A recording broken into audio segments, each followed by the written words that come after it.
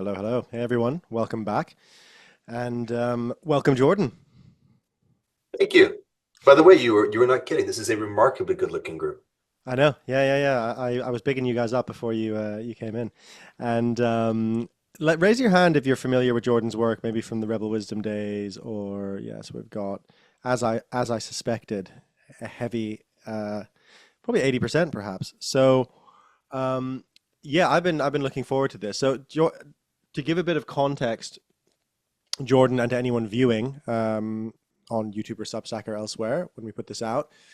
So Kainos launched about a month ago with the mission of inspiring a grounded hope and imagination and energy in response to the meta crisis. So the first question or inquiry we've been on is, where do we go from here? Based on the premise that we are seeing the end of certainly, the liberal world order, or certainly a fraying of it, the end of one system and the stuttering birth of another. And I think we're once again sort of in between worlds, which was a common phrase during COVID, but I actually think that was more like a pause. I actually find myself feeling we're very much in between systems right now. So, Jordan, we've been asking all the guests, and this is the last in this particular series, right, of this launch series. So you're the last person, which feels really fitting as well, because your situational assessments that you wrote in, I think it was 2017, and then again perhaps in 2020. Is that roughly correct, or maybe it was Uh, 2017, 18, and 19. 19? That was it. Yeah. Yeah, the three. So yeah. So I'm going to be. I mean, the overall, let's say, inquiry here is, where do we go from here, culturally, socially, economically? However, we've had so many different answers to that question, and not even answers, inquiries, right? We're not really necessarily looking for a firm answer, but that's the general energy. And so I thought it'd be good to start with maybe a summary of what were those situational assessments? Like, why did you write them? And particularly the framing of the blue church and the red religion, I think would be useful to begin with. Hmm. Okay, let's see. What was that thing from oh God, Wayne's World? Up to the Wayback Machine? It's a long time. It's a long time ago. Okay, so I can remember why. The why was actually pretty straightforward. As it turns out, I had been quite deeply investigating the MAGA phenomenon. I don't know if it was called that back then, in 2015, like late 2014 and all of 2015. And so I was going out to my various friends and associates, largely in the West Coast bubble, a few in New York, saying, I think they've got it wrong. I think actually Trump might win this thing. And then as we got like up till maybe 2 or 3 days before the election, it's like, Trump's got it. He's going to win this. Which, of course, if you recall, was if they had had prediction markets, they could have made some real money. And so as a consequence, in the next 48 hours, I just got overwhelmed by people calling and saying, what the hell happened? Like, you called this. What did you see that nobody else saw? You may recall people were quite concerned, mm, disoriented, and alarmed at the same time. And so I got tired of responding. So I just figured I'd write it down. Like, that's literally all it was. I was like, I'm getting tired of trying to explain this to people. I'm going to write it down. It's actually Forrest Landry who just suggested, he's like, you should just write it down. I'm like, that's a good idea. So that's what I did. And I wrote it down I sat down and I just typed it all out in whatever, one session. I don't know how long it took, maybe 3 hours. And then submitted it. And I sent it to, the 15 people that were bugging me. And that's kind of what I thought was going to be the end of it. But it ended up getting quite widely distributed. I heard a rumor that actually that Emperor Xi has also read the first version. And back in those days, I was enthusiastic and naive, and I kind of thought that maybe we could do something helpful. And so, as a lot of people got gathered around this, I sort of participated in a bunch of gatherings, saying maybe this is finally the thing that shakes things up, and we can really bend the curve in terms of reinventing governance. Because the game A, game B stuff had happened well before that. And so then I paid very close, serious attention to these kinds of things and wrote the next one the following year. And sorry, in between, people asked me, well, what did you mean by the blue church and the red religion? Like, that was actually a very common question. So I hadn't really, to be honest, I hadn't really thought about it very much. I had taken those terms from somebody else who had written about the thing in Reddit, who is anonymous, so lost to history. So I just thought that's a good framing. We'll write about it. People ask, what does this mean? So then I had to think about it. So then I wrote the follow-on essay on the Blue Church, which also was very well received. Um, and two more that also were very well received, and then kind of like stopped, and then wrote a situational assessment update the next year around the same time, February of the next year, and then a third one the year after that. And more or less saying, hey, here is a bunch of theses, a frame, and let's see how that frame is carried out. And to be honest, I went back and read them recently, and it was really good. Like the frame actually is a good frame and it's carried out pretty accurately. So it's maybe worthwhile talking or thinking about it. So, okay, so next, what's the most salient thing to focus on next? I think the just drilling down into that frame of the blue Mm-hmm. church, red religion, it Mm-hmm. does feel very relevant now, I think. Yeah. Okay, so the that's funny. This is like a Rebel Wisdom adjacent crew. There's a meta piece that has to be taken into account first, which is one of the meta theses was, guys, the world is complex, and we have to be aware of the fact that there are many, many, many, many, many things going on, and none of them are going to be unique causes of anything relevant. So let me take something and take five distinct vectors that are all meaningful and talk about all of them in the context of this moment. So, for example, there's on the one hand the unfolding or the unwinding of the multipolar neoliberal world order, right, into what is now the civilization state multipolar order. Like that's one theme, or I think I called it a front at that time. And that's a thing, and it's real and it's happening. It has its own set cast of players and its own dynamics, etc.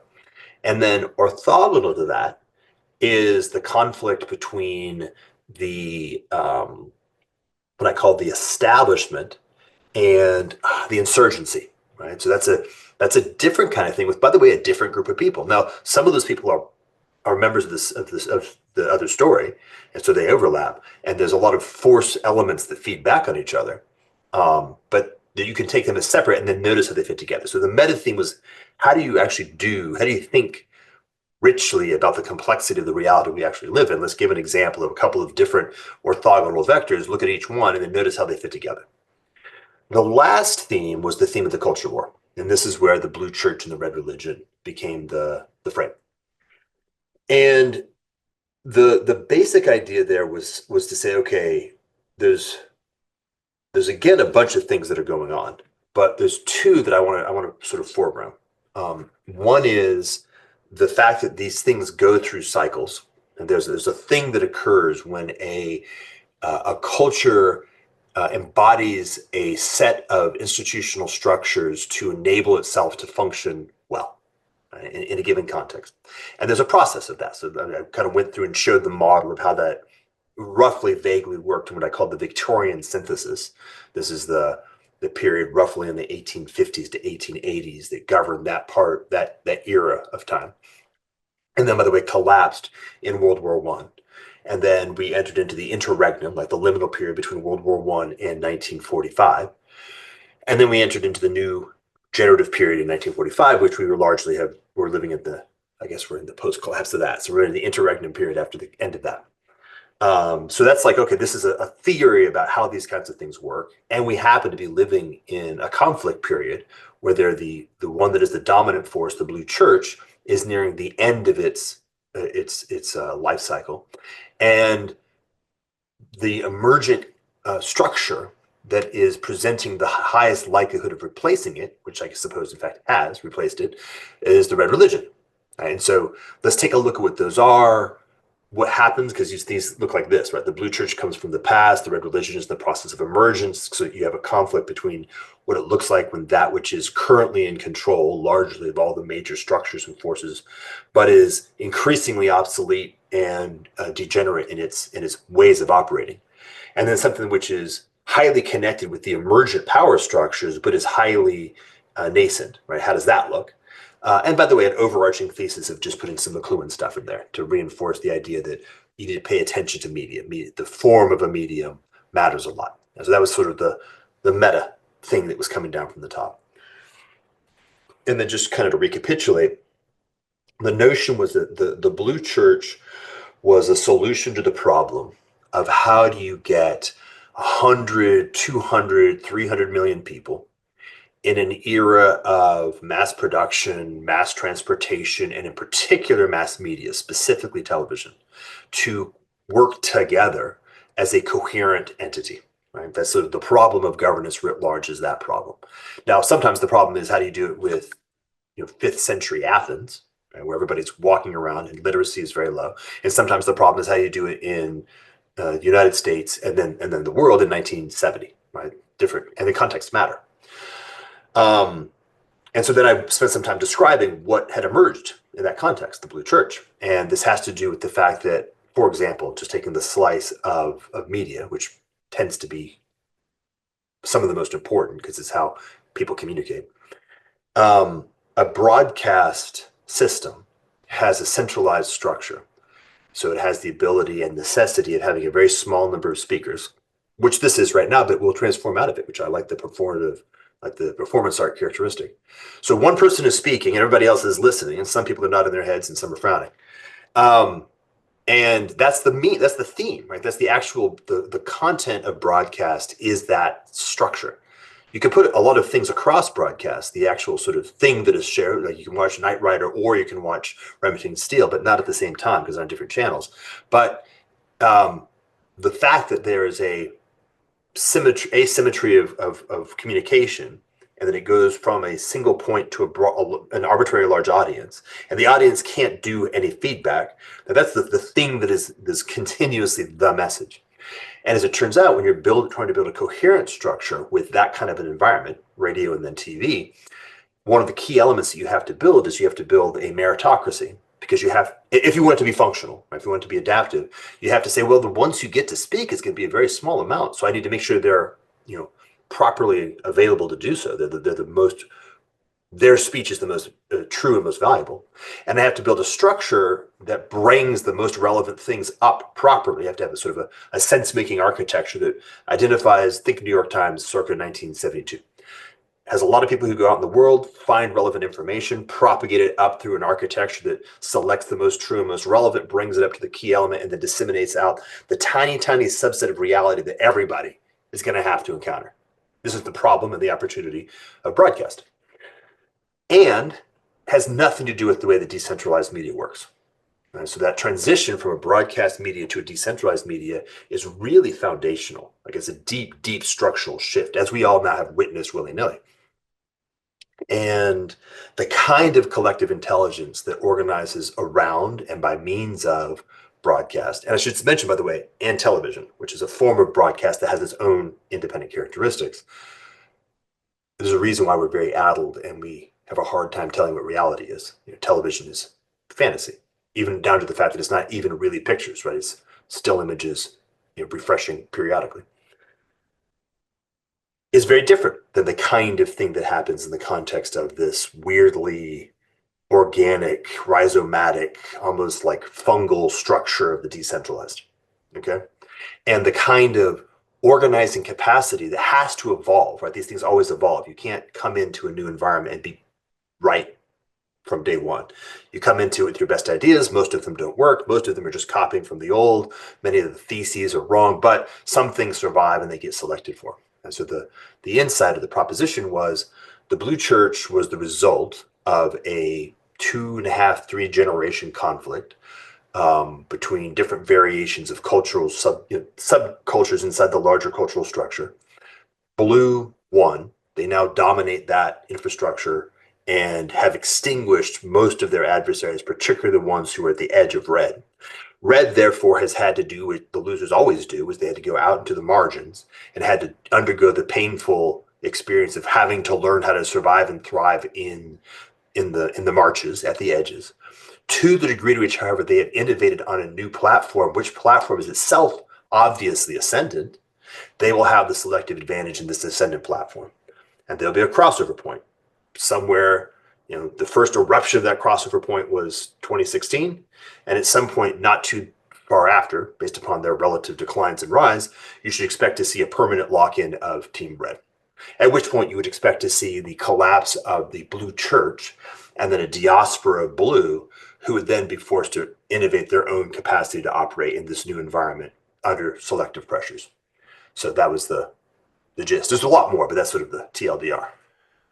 Great, thank you. Thanks for summarizing it again. And yeah, it's really cool how accurate in a sense that is to what's now happening. I mean, I right just we've talked about it in some of these conversations, and I was thinking about it a lot, like what will happen to progressivism now? Right now, we're in the fallow period of silence. It's the kind of dark forest of, it's the quiet reflection moment, and soul searching. And I would guess that there'll be many different expressions. Some will double down, become more extreme into identity politics. Some will abandon that. I think a lot of people will move into a refocus on workers' rights, and a kind of reinterpretation of Marxism for a new age. I think there'll be so many different expressions.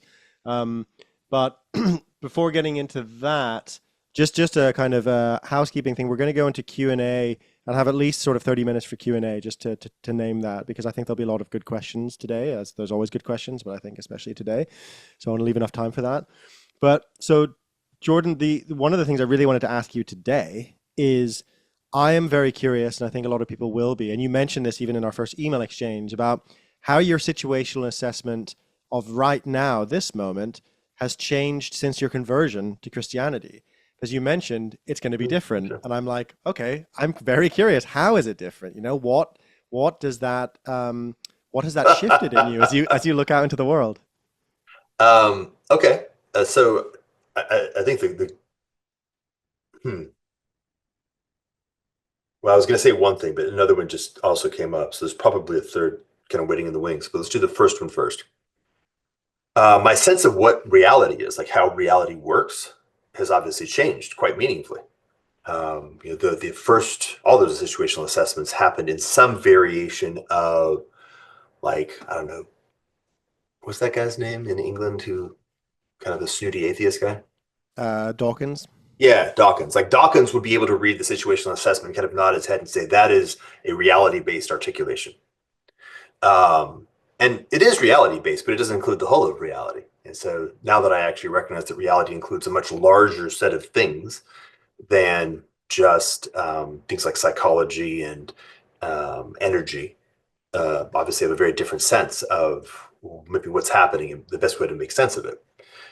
There was a period of time, by the way, about 3 years ago, where the concept of egregores started really emerging into the way of thinking about it. And that's an intermediary step. Like an egregore is what happens when you notice these very large scale transpersonal psychological mimetic structures that have significant downward causation, but are still operating in a paradigm where at best you think about that as a standing wave of what is real things like whatever, people.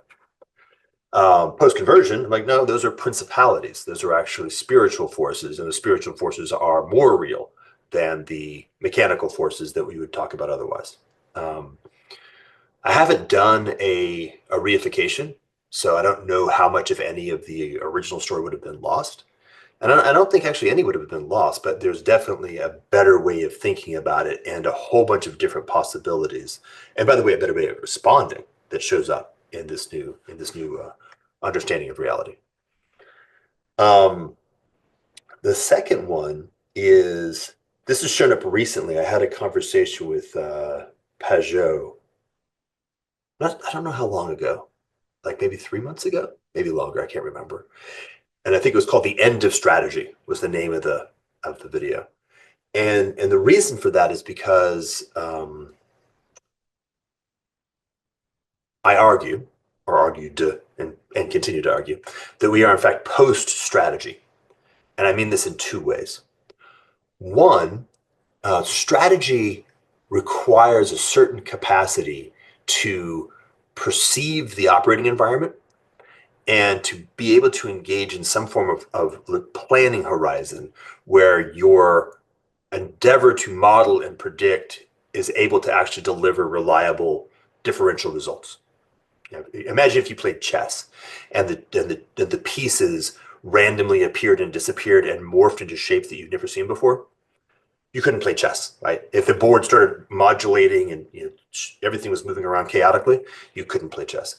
that's actually the world we live in, right? We live in a world where the rate, diversity, unpredictability, uh, micro to macro scale structures are beyond our capacity to actually engage in strategy or accelerating rapidly in that direction. Like, like Elon is the last strategist, something like that.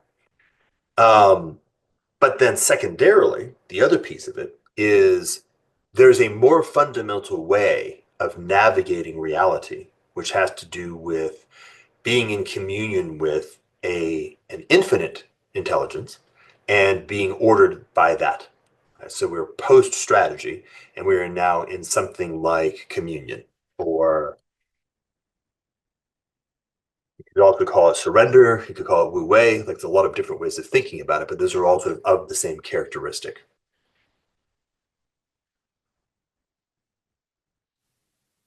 Yeah, it just reminds me of I'm curious to hear how this lands. In you're familiar, I'm guessing, with Scott Alexander's concept of Moloch. Yes. Yes, so if viewers aren't familiar, this personification of the sort of zero sum extractive blind energy that really runs the systems that we understand. It's capitalism, but it's more than capitalism, really. Um, and in fact, the Gnostics had a very similar figure in the demiurge. It was this kind of blind force. So it's a recurring motif. But in that piece, Meditations on Moloch, he has this line that he says, only another god can kill Moloch. And that for me has always felt quite true. And I've argued in my book and elsewhere that really the sacred is what takes us out of game theoretic traps. Um, and that I'm curious to hear your thoughts on that. I mean, that sounds like what you just were speaking into has some connection to that idea as well. Yes, this is correct. The sacred is what brings us out of game theoretic traps. And actually, in point of fact, I had spent a good, golly, maybe even 2 years working on a piece called Meditations on Michael, or Meditations on Metatron. I couldn't figure out which one I liked the sound of better. But the basic idea is, okay, what does it look like to imagine an egregore that can respond, can actually defeat Moloch? Like if only a god can defeat, what does that look like? And you know, thought about that deeply. And if you just roughly picking, by the way, if you don't know much about angels, the angel that you would pick to fight Moloch would be Michael, FYI. There's lots of pictures of him beating demons, and he's the right choice. And had become relatively rich in thinking about that, and had a couple of conversations online with in that regime. Vervaeke pointed me to, God, what's it called? I think it's called theurgia, which is the opposite of sorcery. Like, how do you actually enter into positive relationship with positive agents of, I guess, in this case, specifically God, in order to marshal that capacity? And then I had a conversation with Pajot about it. And Pajot is like, he actually looked a little pained. He's like, no, no, no, no. If you were to come into relationship with Michael, all Michael would do is tell you to go up. Michael would say, under no circumstances you can connect with me. I take my orders from God. You talk to God. Don't talk to me. More or less. And I was like, oh, shit.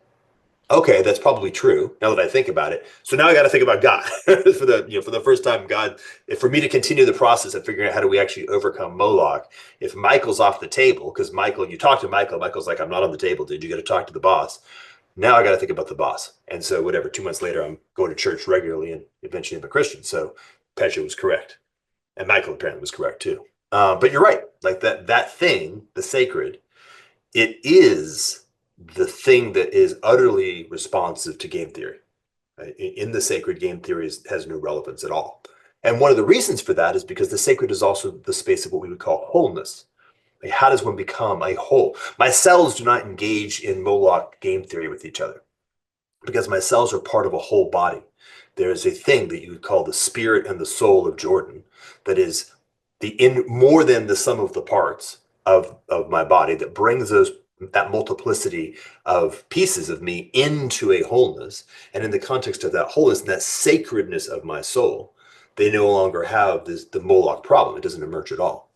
And so this is it. Like, and by the way, this happens. There's many, many different variations on the theme. You know, your family can enter into having a soul as a family, and then in that context, your family is not at war with itself. It may have conflicts, but it's not at war. It's not no longer a disaggregated multiplicity held together by things like manipulation and fear and power and interest, which is what happens in the horizontal. It now has a vertical binding element that turns it into a well-integrated whole. Right? It has a soul and it has a spirit, and you can get bigger. Like a community can do that.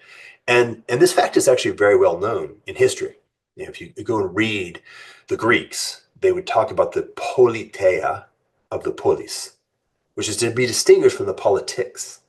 Right? So Athens as a polis has a politeia. The name of that politeia is Athena. Right? And so if you're a citizen of Athens, what that means is that you're in communion with the spirit of Athens, who's named Athena. And the way that you make choices together as the politeia is you are collectively discerning the will of Athena. That's actually what you're doing. And that is therefore coming from a singular integrated identity. And those choices are now, just like me, choosing where to go. My cells do not politic with each other. They just do what they're told. Politeia. When you lose that vertical and you try to replicate that binding in the horizontal, that's called politics. Right? And politics is limited by and is immediately subject to the entire critique contained in Meditations on Moloch. So you can, and by the way, the inverse critique, which is what Machiavelli was trying to articulate, like what's the toolkit and what are the limits of politics to maintain the integrity of something horizontally that is not operating with the vertical. So yes, all of this is, as far as I can tell, not just correct, but minimum viable and necessary. Yeah, I would agree with that. And then a conundrum comes up for me because the expression and understanding of the sacred through culture varies greatly, right? So JD Vance will have a different sense of what a sacred mission is politically than somebody else might, right? So right now, as we're going through this upheaval, and to go back to your point about being in a post-strategy age, and I like your chessboard analogy, so just bringing that back up, the board is, we can't strategize certainly in the way we used to. What might, what do you think is a good state of a being to drop into at this time right now? Mhm. What's next after that? Well, the first thing I would say is that that's funny. What is that called? The order of mortis? Yeah. So this is just keeping in mind. There's an order of ontology, and culture is strictly downstream of the sacred. So if you're trying to understand the sacred through culture, you're getting it upside down. Yeah. Culture is derivative of and is produced by the sacred. It is not that which it can't perceive, and any endeavor to do so will create a reification problem. Which many people are familiar with. Right? This is what happens when culture captures the sacred and tries to take itself as being the generator or the arbiter of the sacred. Then you're stuck in that problem, which almost everybody rightly rebels against, except for those who happen to be in charge of the cultural institutions that have captured the sacred. So, right, this does beg the question, though: what does it mean to have a pre-cultural, or if you want to be sort of fancy dancy, transcultural relationship with the sacred? Okay, good question. Um, this is a question in general. Does it mean to have a transcultural relationship with anything? You remember, actually, you were there when I was talking about this notion of transcendent mind way back in London. God, when was that? I can't remember. Years ago. That was 2018, 2017, 2018, I think. Yeah. I'm not sure that was even a real year. It was like call it an illusion in time space. Um, this is Vervaeke talks about it in and actually Brett Weinstein too, in the realm of like in the liminal, the shamanic. There's a category that we happen to have available as Homo sapiens that is part of our basic anthropological toolkit, which affords us the ability to be in spiritual relationship with spiritual reality. So this is something that is you're as a human, this is part of what you have. In much the same way that culture does not mediate your capacity to see. It may mediate the way you interpret what you see, but seeing is a biological function, which then culture codes on top of. spiritual faculties are happening because you are in fact a spiritual being. You're a bearer of the image of God, like you're literally an imago Dei. So this reconnecting with that basic part of your nature in yourself and in relationship with other people, fellowship, is the proper methodology. That's it. There's versions of that, like doing it around a campfire, right? Finding ways to actually be in sacrificial love. So you're actually noticing the core elements. Um, uh, Entering into states of noticing, like the Zen technique of noticing how the mind can be captured and separate us away from the other faculties. These are all good techniques of becoming silent so that you can just receive the spiritual element that's already there.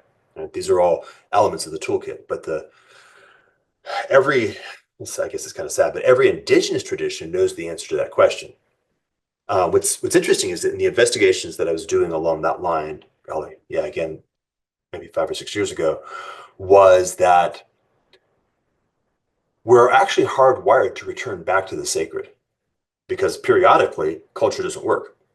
And when culture doesn't work, we have to be able to escape from the bindings of culture in order to be able to re-enter into the sacred so that we can re-enter relationship with reality so that we can then respond to the reality we actually find ourselves in. And there's a lot of interesting things that happen when that occurs. You'll see, for example, let me see, characteristics of what happens. Young women, women between just at the edge of childbearing age, and old women, women who are at the kind of the grandmother, will begin to have a very high ambient level of basal anxiety and will begin to actually, that basal anxiety will begin to sort of disseminate sideways into the larger cultural environment. Um, this, this is a very, very basic response to shit ain't working. We don't know what is not working, but it ain't working. And those are the characters that hold that most fundamentally because they have the highest responsibility for the integrity of the physical lineage for the actual group. What you'll then begin to see is you'll begin to see increasingly arbitrary movements inside the structure. So the structure will stop having vertical coherence. You'll start seeing these weird, like individuals will start to exit. You'll start to see experimentation begin to happen, and you start to see a lot of tension happening when people try to step into archetypes of power. Anybody who steps into an archetype of power will have like very large amounts of unexpected attention pointed at them aggressively. So these are things that we're hardwired to respond, and we actually begin to go through transformations. Now, if we were healthy and we're able to just be responsive, what would happen is as those signals start to build, we would begin to reorganize ourselves into a more fluid environment. In point of fact, what would happen is the chief archetype would step aside and the shaman archetype would step up. That's actually the natural move, right? So the feminine archetype activates the transition, the masculine archetype goes through this shift, and then you begin to enter into the trajectory. The shaman now activates the shamanic mode, and the trajectory begins to move the entire group into this more polymorphic environment. And depending on the particular techniques of a lineage, they may do it different ways, but they're all more or less the same kind of thing. So that's like the baseline. Now, we're way off baseline. So how it shows up for us is quite odd. And the technical milieu we live in is qualitatively novel, both in terms of what it can do and the rate at which it develops new capabilities. So that's very, very important to keep in mind. Are you privy to this concept of the hyper conversation that I tried to get out there a No, few years no, back? but tell us tell us about it. So, if you and I have a conversation, that conversation is spatio-temporally bound. If you happen to be in the same room, you heard it. If you weren't, you didn't. And now you're receiving it secondhand, third hand, fourth hand. This is in some sense potentially available forever. Certainly it's available for the next couple of hours and probably for years, right? This is being recorded and it's a conversation, but now it lives in this weird thing where none of us actually know who else is in the room with us. Who knows? It could be your great grandchild is watching this 150 years from now, and what their participation is also very difficult to know. Right? If I think I live in a reality where the only participation is bound by our ability to communicate right here, I'm probably not in the reality that is actually really real. That grandchild who's watching this 150 years ago is present in this room in a fashion that is different than the way you're present in the room, but it's not zero. That's the hyper conversation. And the causal structures that begin to emerge when you're conscious of the space of the hyper conversation are akin to the end of strategy. And so we're also at the end of communication. I don't know why I brought that up, but in any event, it seemed to be relevant. Yeah, it's not often that I feel a slight state shift um, when I'm in a conversation, Jordan, but that was definitely one of those moments. That's a really powerful concept. Um, and certainly, I resonate a lot with this idea of um, yeah, I like the way you articulated the need for that archetypal flip from the ruler to the shaman. And I think, that's something that I think it's one of the reasons psychedelics have become more popular in the culture because there's an innate understanding that we need to learn how to navigate those spaces.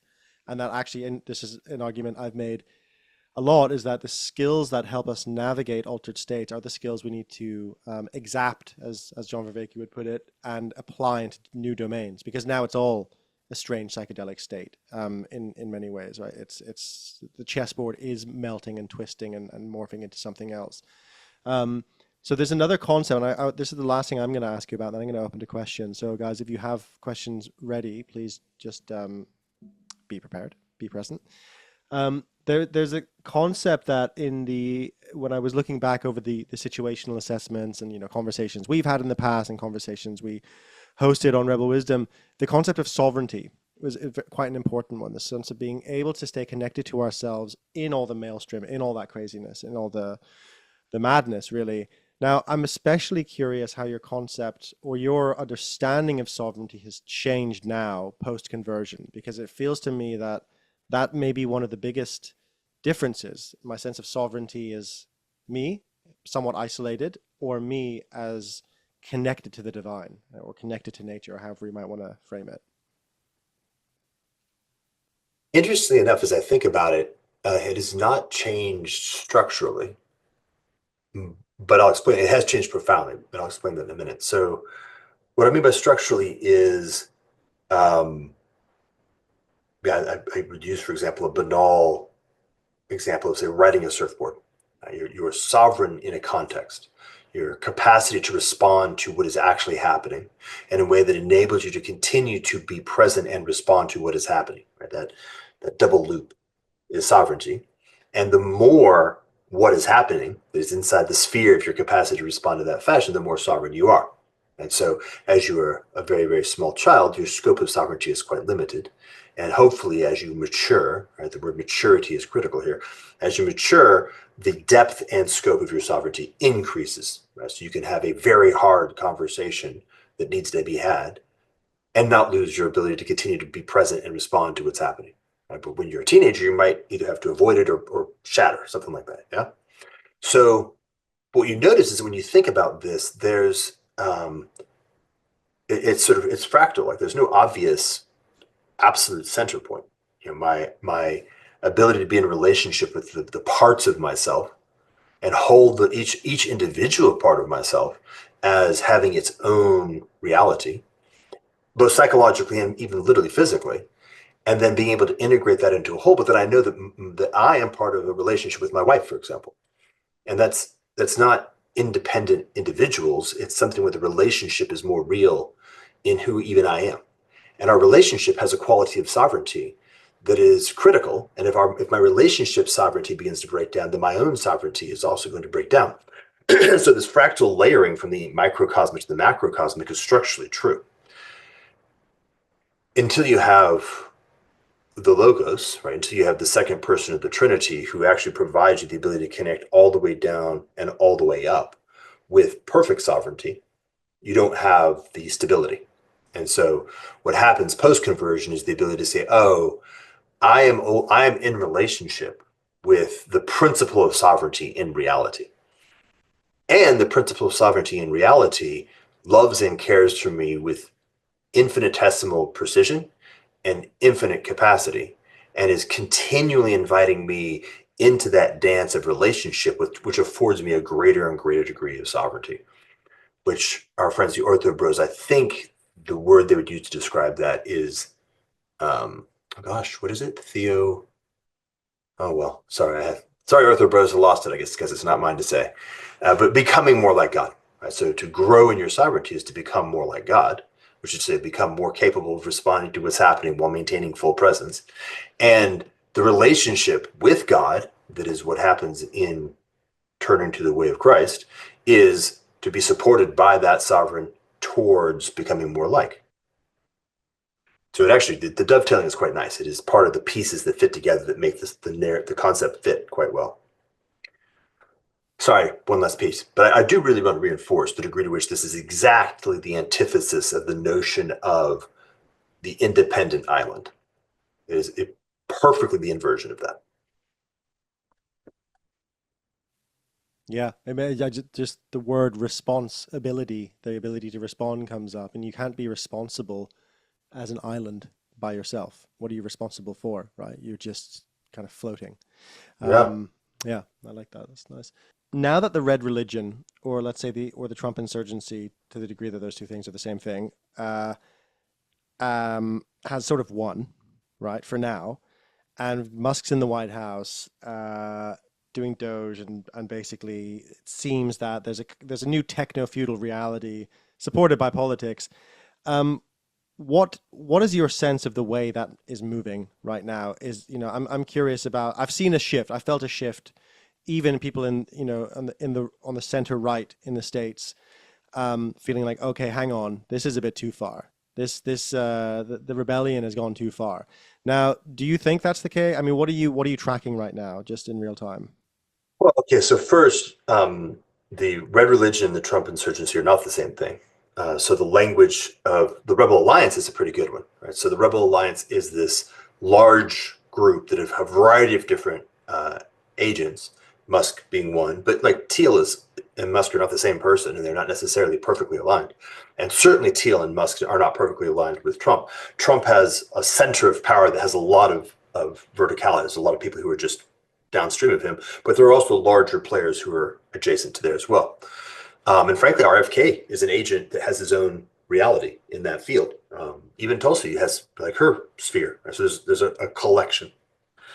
Okay, that's one. Two, um, it's a little bit too early to tell, but if I had to make a bet, my bet would be that it's game over for Team Blue as we knew them, and that all the future will look like mm, how would you what's that word?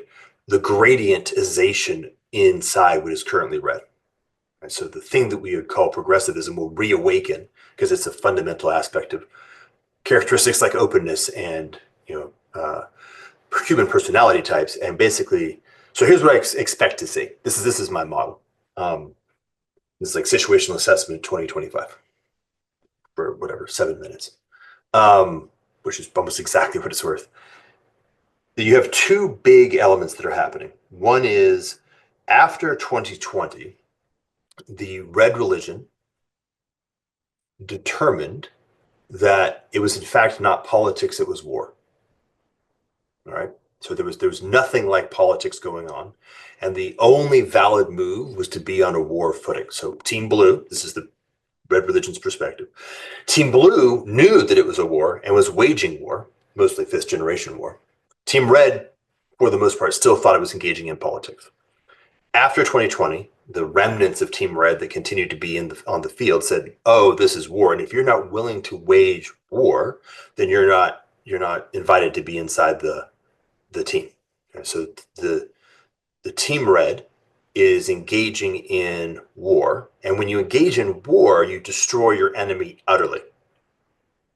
Right, so when you're looking what's happening, look at this not as political maneuvering, look at it as an effort to destroy your enemy utterly. Like if you're fighting the Germans in World War II, you bomb their manufacturing facilities into dust completely, right? You remove their ability to fight.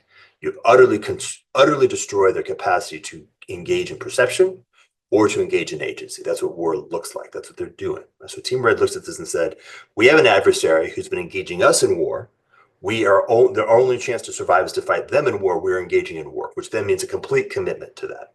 So, for example, if you're looking at the Department of Education and you say, Well, the universities are woven in, they're load-bearing elements of the blue church. I need to destroy them utterly, like completely remove them from the field. And every move that I can make that is obviously needs to be done strategically, because they're still in a strategic environment. I may have to say certain things to get permission to undercut the universities, but that's the point, right? USAID. Why am I shutting USAID? It has nothing to do with saving money. Saving money is a convenient cover story to get permission to cut USAID. Why am I cutting USAID? USAID is a significant piece of American soft power as wielded by the blue church. But if the blue church is your adversary, it's a significant mechanism of power as wielded by your adversary. You got to get rid of it, right? So cutting, think of like, cutting the tendons on horses so the knights fall. Musk, Teal, etc. look at that and they say, yeah, that's good. I like that. I want to be in charge. And the most significant adversary that's in front of me is the remnant blue church. So completely disempowering the remnant blue church is great for me. By the way, I don't have any problem with shattering existing institutions. You can imagine Elon, like, what do you mean? Like, NASA sucks. Burn to the ground. SpaceX. I could 10x, 100x NASA in 3 years. GM sucks. Burn them to the ground. Tesla. I can 100x GM in 3 years. So take every institution, burn them to the ground. I can rebuild all those things from scratch, get them 100 times better in 3 years. So that's a non-issue, right? In their world, these are consummate builders, the best builders that have been assembled possibly ever, certainly in our generation. And they look at that and say, one, it's hopelessly corrupt and captured and non-functional. Two, we can shatter it and rebuild it from ground up. And three, if we're the ones who shatter it and build it from ground up, we get to do so in our image, right? Now, they may have a different variation of what they like, different power structures inside what we'll just call the Doge side of the Rebel Alliance. But broadly speaking, they have kind of aligned visions of a techno transhumanist future, something along those lines. Lots of robots, lots of spaceships, things like that. Lots of nuclear energy, lots of AI. And so reconstructing, again, it's very critical. You don't have to demonize literally anybody. Like, Elon has a lot of weird, bad ideas, but broadly speaking, he kind of does want to save humanity and wants to go to Mars. Like, the problem, of course, is that his power and his capacity to impress his perspective on a reality for which anybody's perspective is going to be a tiny fraction of what is proper is asymmetric. And so it creates all, I mean, if I projected my perspective on everybody, it would be a terrible idea. If I projected my perspective on literally anybody, including myself, it'd be a terrible idea. So you can see what happens, you can do it to everybody. So that's what's happening, right? So you've got this alliance where Team Red is saying, we're engaging in a total war, culture war, and we need to dismantle all the institutions because they're all enemies, including D&D, by the way. Doge is like, sweet, we're your guys. We can help you do it, and we can rebuild new institutions that are going to be 100 times better. And we're sort of plausibly aligned at a kind of a cultural, political level. Yeah, we can sort of sign up to the Red. Red can find a new kind of churchly. It can go from being a religion to being a church. We can make that move. So religion becomes Red Church. We're now living in the 21st century. There's lots of robots. And then we start to figure out, what does life look like on the other side of that? Yeah, thank you for that. I was hankering for a 2025 situational assessment, and yeah, and so I'm pleased we got there. And a whole other By the way, conversation. decent chance that Canada becomes a state. That's not science fiction. It's You reckon plausible. so? Like, yeah, Interesting. 15%, 15%, not 80, but not zero. Bradley up in Canada is looking worried. I can see him shaking his head. Oh Unless you're man. Quebec. If you're Quebecois, you're on your own. Yeah, yeah, yeah. So independence. Oh, and Naomi as well. Yeah, I forgot Naomi. You're there too. So let's open up for questions. I'm really curious what's alive for you guys, and let's do a physical hand raising, which Zoom's weird sensors will pick up. Or let's see. Uh, well, first, Jordan, I've heard you say a lot of this before, but I'm like, wow, you really, really hit me today. I'm very deeply moved by what you've said. And I wish I knew how to stay in touch with this space. That's what I want. I want to be able to stay in touch with this space. So thank you. And I do actually have a question. uh, you've said before that, if I understand correctly, the unique contribution of Christianity in fighting Moloch is the injunction to carry your cross, to face into the sucky stuff, to do the hard thing.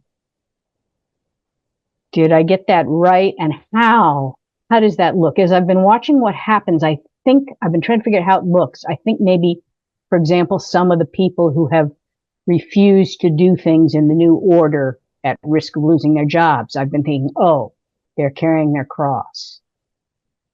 But how does that fight Moloch? Hmm.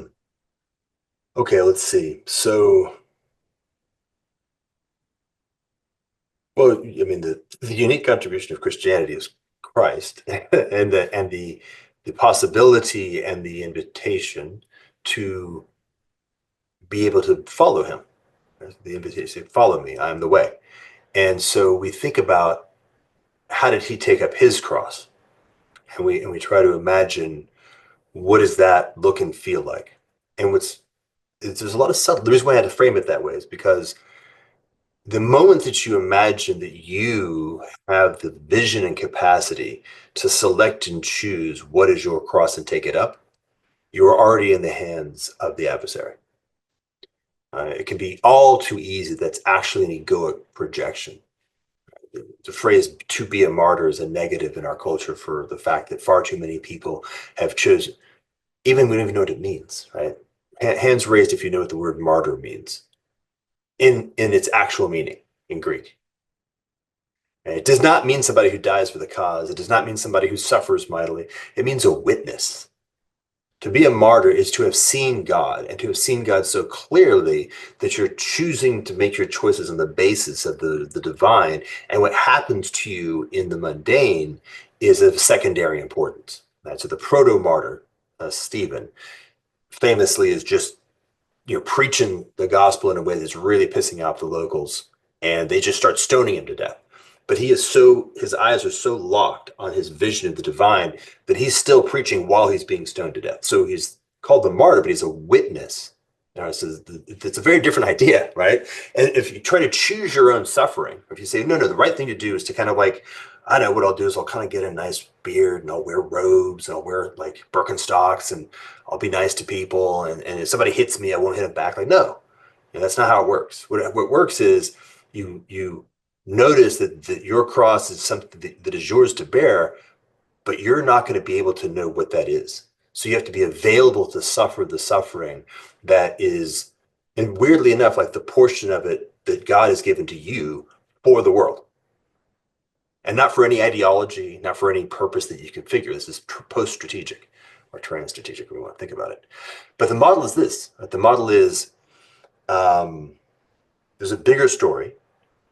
So the story of what's going on in the mundane or in the political world is very difficult to be able to make sense of. It's very difficult to know exactly what's happening and what your proper response is to it. And so you have to continuously be in this relationship with the divine. That's the key thing. You have the spiritual faculties, which are sometimes known as faith. But when you say faith, what you mean is the spiritual faculties, the capacity to listen to and perceive and be able to make choices on the basis of a relationship with the divine. And you can cultivate the spiritual faculties, and you can therefore become more and more capable of having a sense of what it is that is the thing that is the divinely ordained thing to do in a given moment. And when you hear that call, you then heed that call. And that's the key, right? So it might be that you're, oh God, what was this movie that just came out recently about the German theologian? Starts with the B. Beinhocker? Yeah, I think it's Beinhocker or Beinhofer. So he's living in the United States. He's praying, he hears the call. And the call is, you're going to have to go to Germany. And he's like, I'm going to die if I go to Germany. God's like, no, that's not how this works. You heard the call, heed the call. He's like, yeah, okay, that's what I do. So he goes and he does his thing. Now, if I try to emulate that, I'm like, I don't know, I'll go to Ukraine. I'll be, a really good guy, go to Ukraine, die. God's like, dude, you were not supposed to go to Ukraine. What put that idea in your head? You were supposed to be going to New Braunfels. What are you doing? You're not listening. That's the problem, right? The Hawaiians have that great phrase of the distinction between aloha and haole. Same idea, right? If you are haole, what that means is you're not listening. And if you're haole, that means you're going to be doing everything wrong if you're not listening. You can't make those kinds of decisions. But the spirit that has a much larger context than you do can communicate with you. And if you have aloha, you can then perceive what the spirit is communicating, and then you can make good choices. So it's the same kind of distinction.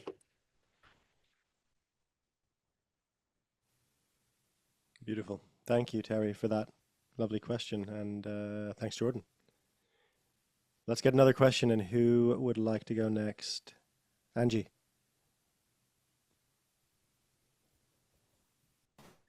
Hi, Jordan. Greetings from Dublin. So, Oh, you hi. know, this is a Catholic country, and we're all recovering from that in the last couple of years. So, I'll give you my question first, and it is obviously very subjective. My question is, why choose an ism? You know, I agree with you that we're hardwired to return to the sacred, and that spiritual forces are real. But one of my thoughts was what Ali was talking about, and what we have been trying to get over hundreds of years here is sovereignty, and that's what we've gotten recently. I have 5 sisters and 1 brother, and all my peers. We were born Catholic, Christian, and we went to mass every day. And then when we became about 12 or 13 and, you know, matured and realized what the fuck is going on, excuse me, Dublinese gets out. Um, we just, and I know, you know, I know that is the system. It's not the Christianity of Christ. We rejected the going to mass and the boredom of it and whatever. But always, you know, you will return to the sacred. So I was searching and discovered when I met my husband, the charismatic renewal was starting in the early 80s. And it was very real, you know, and it was evangelical. They were coming over here, and I went, oh, yeah. And they were, so I got the sense of that spirit. But then I rejected that because it became elite, and you must do this and you must do that. Actually, I remember the elders told me and my beloved, oh no, we shouldn't get married or whatever. Well, you know, 40 years later, he's still my soulmate. But anyway, I found astrology was what was my sense making, and recently I found the narrative about that in they're my conscious agents. So the different planets, and I can find a way of what that is. But this I found in shamanism in the last couple of years. I could see the same non-ordinary there that I got in the non-ordinary in the evangelical thing. I didn't get it in the Catholic Church because we have terrible history there, as you know. I mean, everybody I know in Ireland has a relation, cousin, my grandparents, you know, who were damaged by the Catholic Church. I know that was the system. The Magdalene laundries, one of my grandmothers, oh, I won't go into it all, but my father's auntie was pregnant in the 30s. Now she would have been put in the Magdalene laundries as a prostitute. You know, we have all this history that's just a wound. So finding sovereignty was really wonderful about the sacred and God. And I found I found it in myself. So sovereignty is very important to me. So when you talk about the vertical and going up to the boss of Michael, with all due respect, it just goes right back to the Catholic Church and the bishops and it was just endemic of how they were the patriarchal, oppressive, I mean, it's a terrible wound for Irish people, the Catholic Church, and it was definitely not Christian. So getting back to the question is, why choose an ism? I have found it in the non-ordinary. I found it in, and I heard what you said, that we're not an independent island, and that's an inversion. We need that. I don't think we need. So Angie, I want to give enough time for Sorry, Jordan to respond. sorry. But I think It. no, it's That's great. it. But it's a really good question. So why choose an ism Yeah. effectively? So that is really the question. Why choose an ism? Don't choose an ism. Catholicism. Yeah, don't choose an ism. That's the answer. Right? Ism has nothing to do with faith. Okay. The Greek word for faith is pistis, and ism has to do with episteme. So they're completely different. And to the degree which episteme tries to control or simulate faith, two bad things will happen. One, it will capture you in a version that is completely unlike faith. And two, it won't work. So it'll break, it'll shatter, which means this anti-sovereignty. It'll cause you to engage in things that won't be held. They won't be strong enough. So cultivate faith. Don't choose an ism. Jordan, I'm curious, because there's a place you go to worship, presumably a church. I remember you talking on Jim Brutt's podcast about a particular church. How do they hold that the fact that there is a place and a gathering and a particular perhaps lens on the faith, and how do you understand that? I think I'm curious about that myself. Well, I can tell you how they hold it, because the phrase, we laugh about it. The phrase is, God cannot be held in temples made by men, which is to say, we are the temple, each of us individually and corporately. And so we hold it in fellowship. That's how it works. We come together, and when we come together with the vertical and the horizontal, right? Love God with all of your heart and love your neighbor as yourself. So we hold it. Okay. We have a building because buildings are convenient. They keep you dry when it's wet, and there's, it can be cold sometimes. They have chairs, which are nice. Although the ortho guys stand the whole time, and that works too. That's very cool. But yes, that's how we hold it. Cool. Thank you. Young. Before I say hi, Jordan, I wanna greet Ali's grandchild. Hi, my name is Yang. Nice to meet you. If you're hearing. Anyway, so Jordan, before I joined, I was reflecting on, in a way, I feel like I have a parasocial relationship with you for the past years.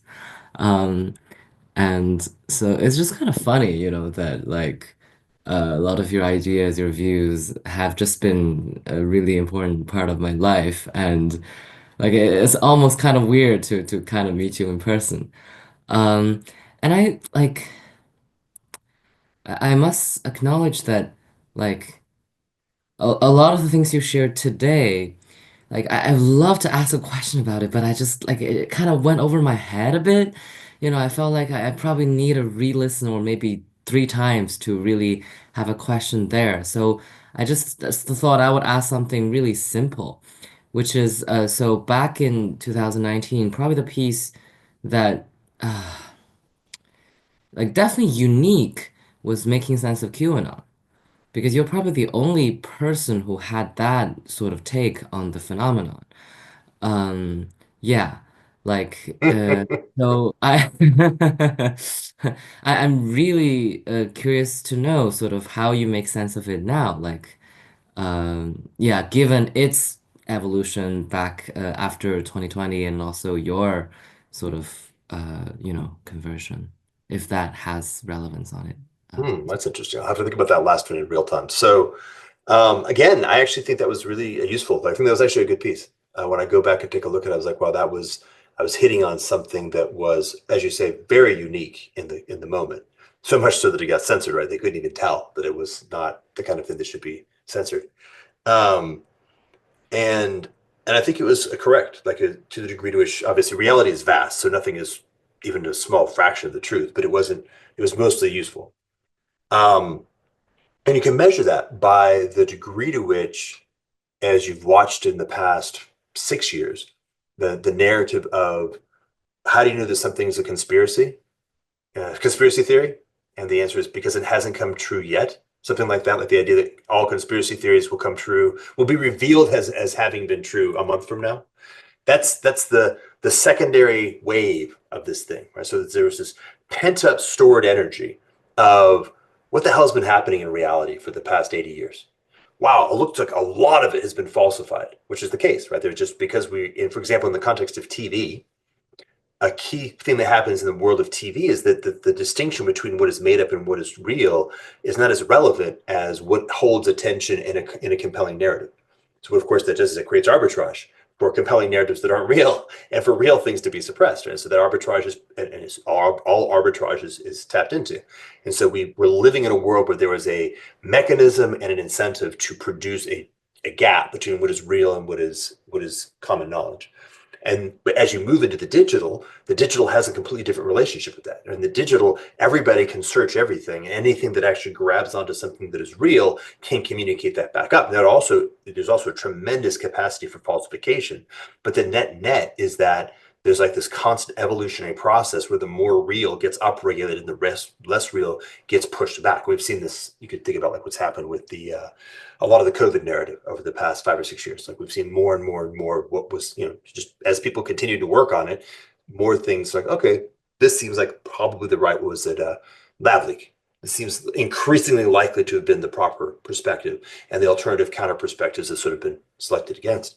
And so to some extent, QAnon was a completely embryonic effort tapping into that gradient, tapping into the fact that there's a very large amount of true stuff that has been held back or false stuff that has been presented as true. And there's value to be made in closing that gap, which I've been now calling just the revelation, the great revelation. But entirely embryonic and captured by the fact that because you had this red-blue divide, it was pulling on a particular set of filters on what that looks like. So highly disordered, which is what ultimately how it played out. But the net consequence has been a dramatic upgrade in the basic frameworks of a very large portion of the population. Like if you were to go and do an interview of like an average Zoomer about a list of like 150 topics that would have been completely unknown or would have been incorrectly known to their peer one generation ago, there's been a vast upgrading on like, whatever, Operation Paperclip. And that just is like, or what was the another one that was recent?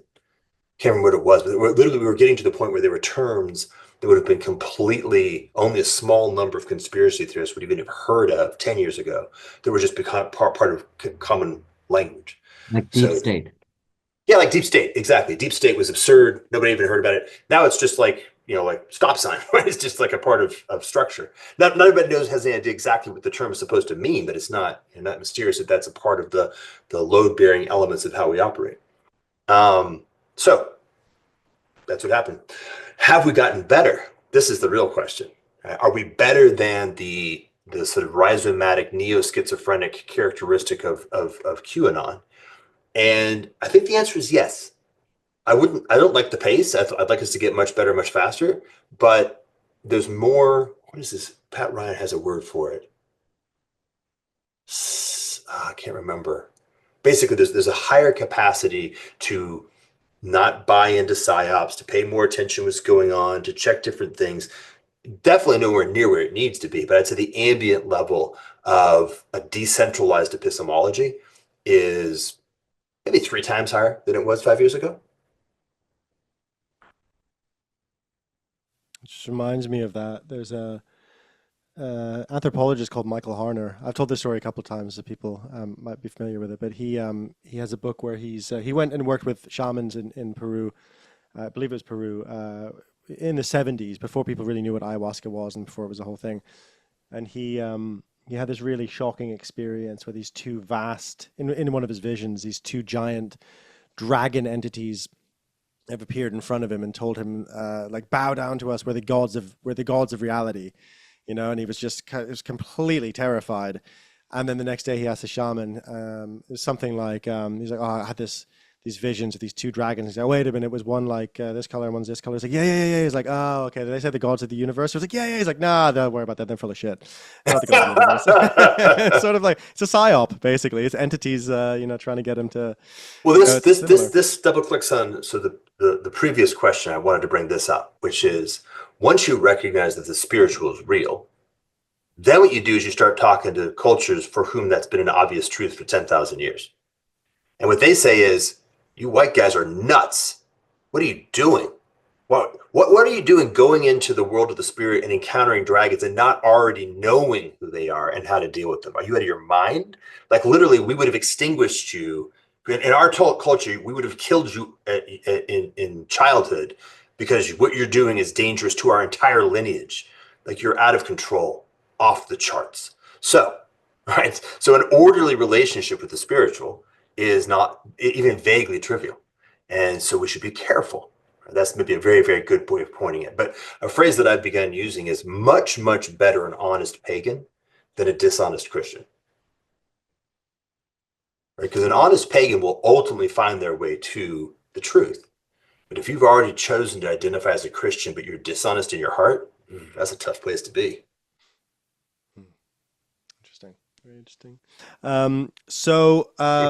I could probably talk about transhumanism for the next 3 hours with you, and I'm sure others could as well. However, for another time, I think, so that we keep on to time and respect yours. Jordan, thank you so much for joining us. This was really interesting. Enjoyed it a lot. And guys, thank you for joining us. We're going to have a break next week while I finish this documentary and we finish this series, and then go on to a new series after this where we'll have our knowledge sessions, wisdom sessions. We have Ian McGilchrist confirmed. He's going to be coming on in April, and Brett Scott, who wrote Cloud Money. So more info on that coming soon. And let's do our traditional unmuting, and thank you to Jordan, and goodbye. Thank you. That was terrific. Jordan. Thanks, Jordan. It was great. Thank you. More faith. Right. Amen. Oh, hey, can I just share something this reminded me of? Yeah. When I was just in London a little while back, and I was at a quite, how do you call it, magically gifted to be in a prayer meeting that was of like probably 100 people from all over Europe. And we did the Lord's Prayer, and everybody did it in their native tongue. But because everybody knows the Lord's Prayer sort of rhythmically, you could tell that we were all saying the same thing at the same time, even though it was all different languages. It was beautiful, which this just reminded me of. Oh, that was beautiful. It's like healing babble. Yeah. Yeah. All right, guys. Bye-bye. Take care. Amen. Bye. Yeah.